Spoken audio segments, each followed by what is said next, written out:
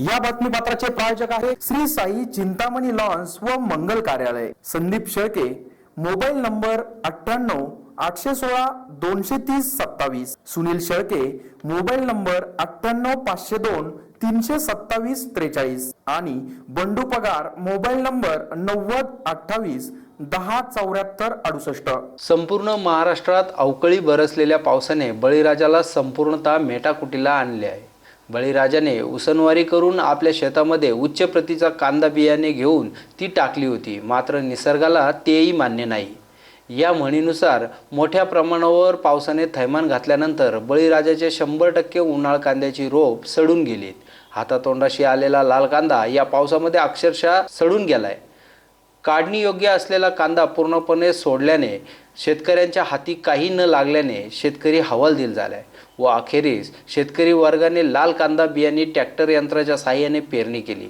मात्र पेरणी केलेल्या कांद्याला खुरपण्यासाठी मोठ्या प्रमाणावर मनुष्यबळाची आवश्यकता लागली आहे. नांदूर शिंगोटे परिसरामध्ये मोठ्या प्रमाणावर शेतकऱ्यांनी लाल उन्हाळ कांद्याची पेरणी केली आहे. कांद्यासाठी शेतकऱ्यांना लागवडीचा खर्च निश्चितपणे वाचला असून त्यासाठी फक्त खुरपणी करणे महत्त्वाचे असल्याने परिसरामध्ये महिला वर्ग पेरणी केलेला कांदा निंदणीसाठी शेतामध्ये दिसू लागले आहेत. तर काही ठिकाणी शेतकऱ्यांनी जोमाने पुन्हा उन्हाळ कांदा टाकले असून काही ठिकाणी कांदा लागवडी दिसू लागल्या आहेत. आता ग्रामीण भागात मजूर मिळणे अवघड झाल्यामुळे महिला वर्ग ग्रुपने रोजंदारी न जाता कांदा लागवड व निंदणी खुरपणी करण्याचे काम करत असल्याचे महिला वर्गाने SN न्यूजला सांगितले. SN न्यूजसाठी प्रकाश शेळके. अवकाळी पावसामुळे मोठ्या प्रमाणावर कांदा पिकाचे नुकसान झाले आहे. त्यामुळे आम्ही पेरणी कांद्याचं पीक घेतलेलं आहे. पेरणी कांद्याच्या पिकामध्ये आम्हाला मोठ्या प्रमाणावर फायदा होईल याची आम्हाला अपेक्षा आहे. विद्या सुदाम भाबड.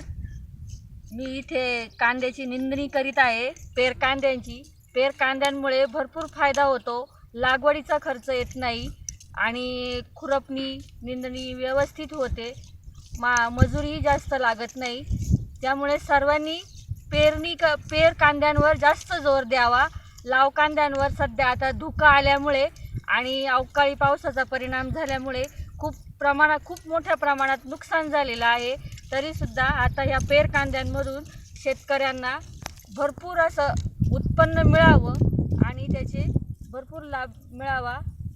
ते आता माझ्यासोबत 6 ते 7 महिला आहे. प्रतिदिन 200 रुपये रोज द्यावा लागतो त्यांना. तरीसुद्धा लोकांना मजुरीनी परवडत सुद्धा नाही, पण आता नाविलाजाने ते काम करावे लागते. परिसरामध्ये अवकाळी पावसाने मोठ्या प्रमाणावर थैमान घातल्यानंतर आज मितीला मोठ्या प्रमाणावर कांद्यांचे नुकसान झाले. त्यातच कांदा रोपे जळून खाक झाली. त्याच्यात सडघाण मोठ्या प्रमाणात झाल्यामुळे शेतकऱ्यांनी पेरणी कांद्याला जास्त महत्त्व दिले.